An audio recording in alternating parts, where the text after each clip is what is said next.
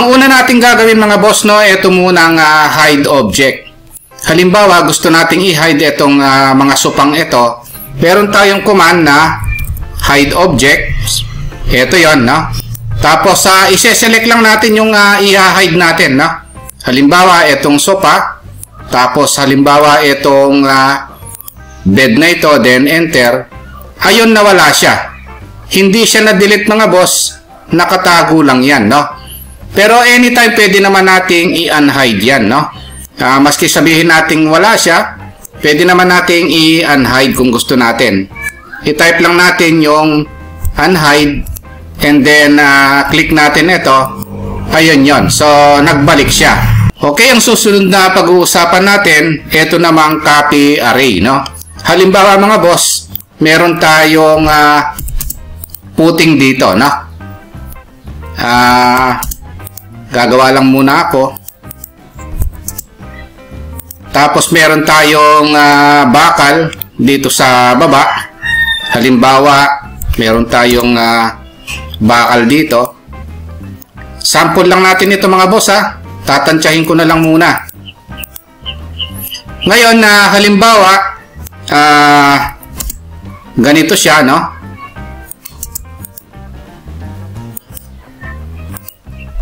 Tapos, i-mirror ko lang.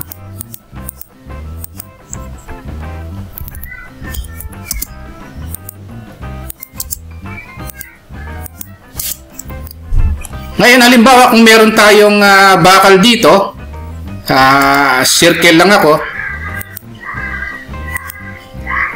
Palitan ko lang ng kulay. O, para malinaw, gawin ko na lang ng green.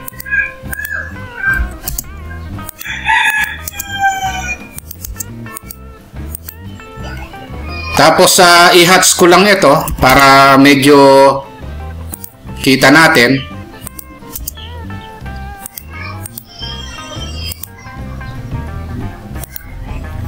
Ngayon, halimbawa, meron tayong 10 bakal na ilalagay dito. Gusto nating ipit dito. Meron tayong command na copy. O, i-select lang natin yung object muna. Ito yon, no? Tapos type natin copy. Tapos magbe-base point tayo rito. Halimbawa, dito sa quadrant na ito. Tapos kung napansin nyo mga boss, meron siyang option na array. Ito, pindutin lang natin yung array. Tapos number of items. Ang gagawin natin, i-type lang natin kung ilang piraso yon, no? Halimbawa, 12 pieces, no? Enter. So ngayon, kung titingnan nyo sa baba, sa command line, meron siyang fit option, no? O click lang natin yung fit na yon, ipipit lang natin dito. Ayan, no?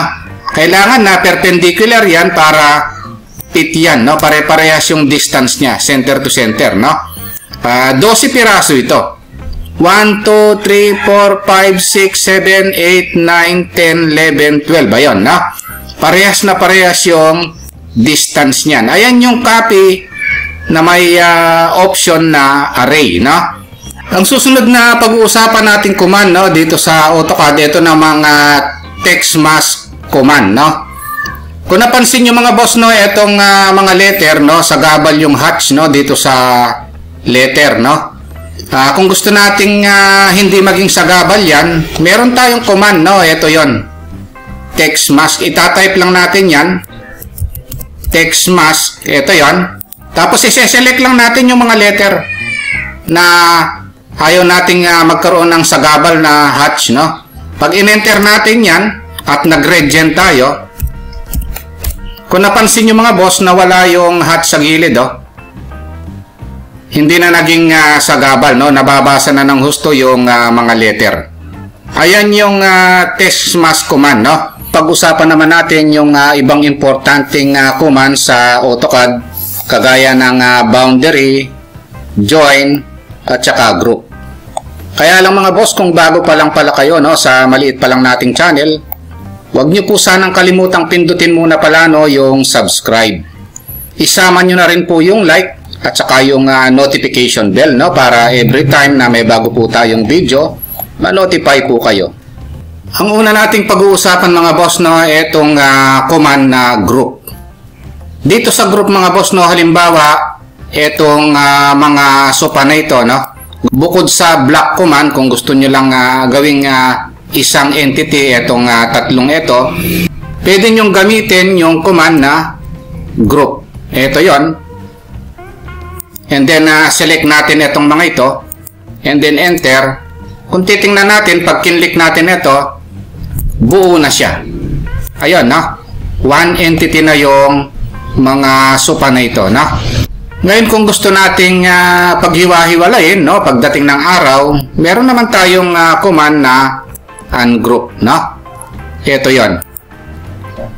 Hiwa-hiwalay na siya.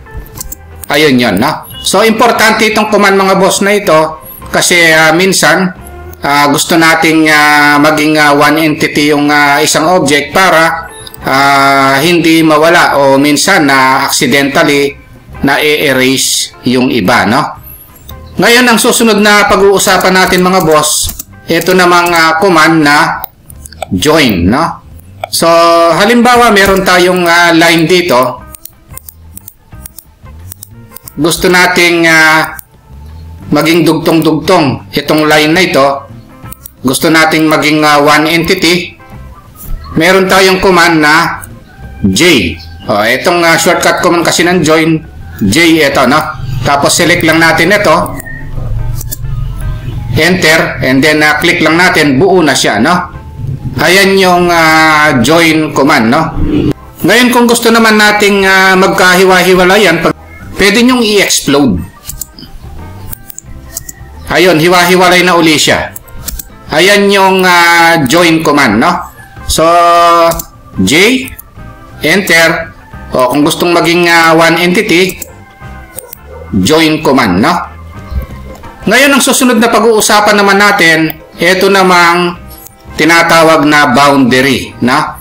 Itong boundary mga boss, importanteng command din ito, lalo na kung mag-estimate kayo ng isang area, no? Halimbawa, meron tayong isang complicated na object dito, no? O complicated na area. Kung i-estimate natin itong area ito, mahihirapan tayo, no?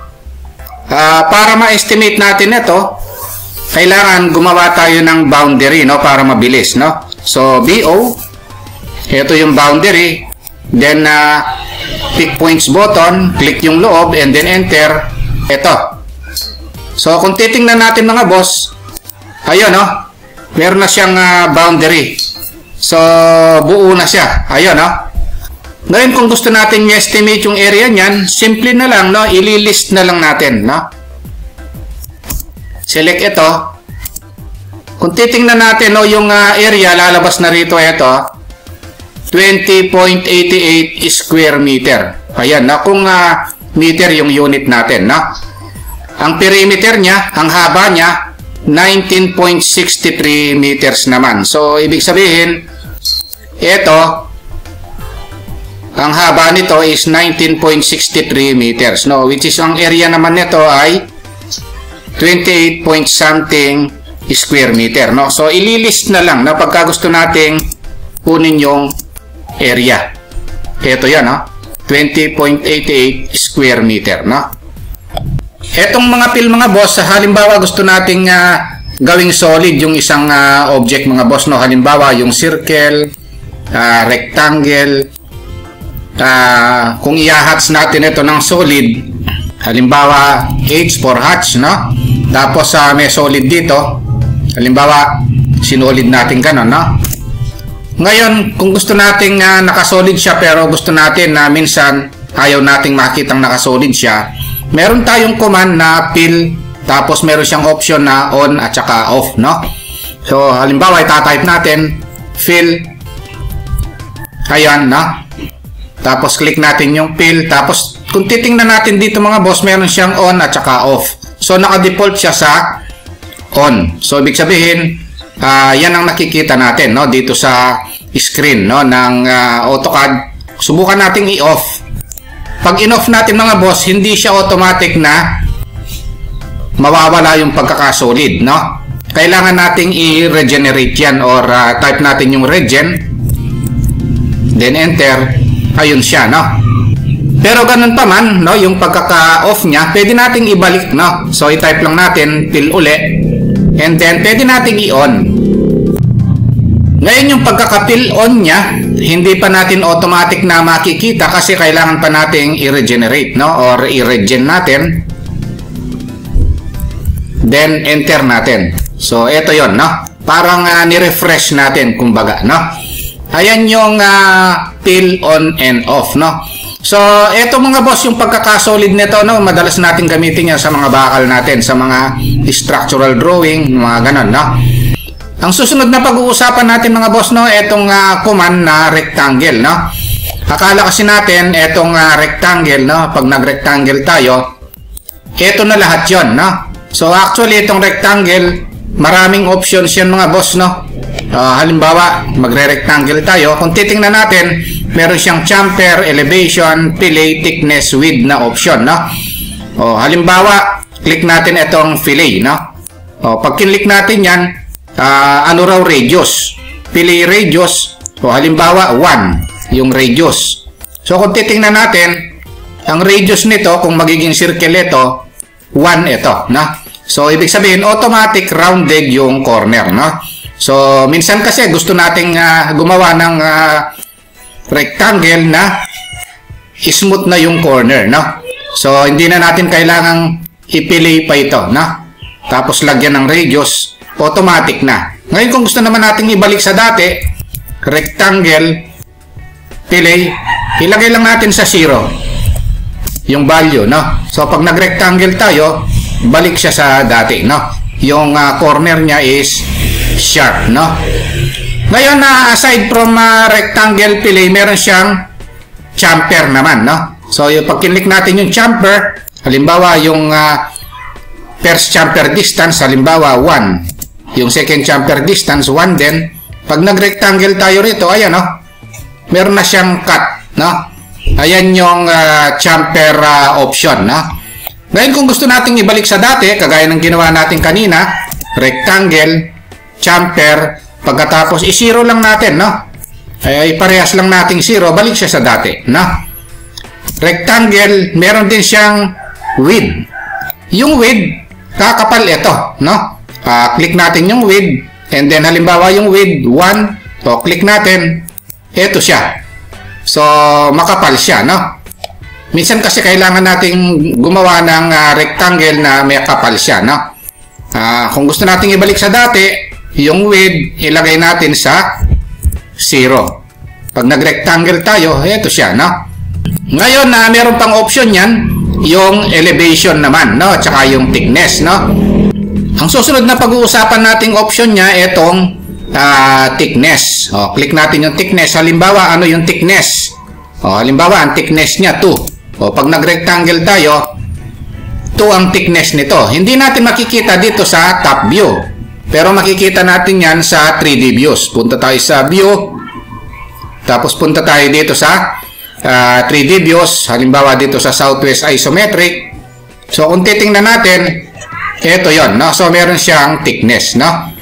Rectangle, thickness. Halimbawa, 4 yung thickness niya. Pag nag-rectangle tayo rito, ito yung thickness niya na 4 meters. Kung ang unit natin is meter, no?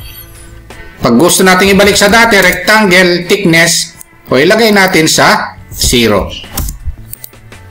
Ayun yan, no? So, wala siyang thickness. Ito 4, ito 0 ang thickness niya. So, ngayon, aside from thickness, rectangle, meron din siyang elevation, no?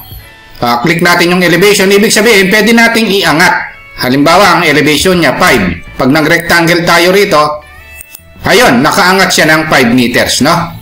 Ngayon, kung gusto na nating ibalik sa dati, rectangle, elevation, elevation 0, nasa ilalim siya. Ayan yan. Ito nakaangat siya ng 5 meters, ito nakaangat siya ng 0. Ayan yung mga options ng rectangle mga boss at saka yung command na fill, no? Kung nagustuhan niyo mga boss itong video natin, no, wag niyo po sanang kalimutang pindutin muna pala yung subscribe dito sa maliit pa lang nating channel. Isama nyo na rin po yung like at saka notification bell. Thank you very much at God bless po sa inyong lahat.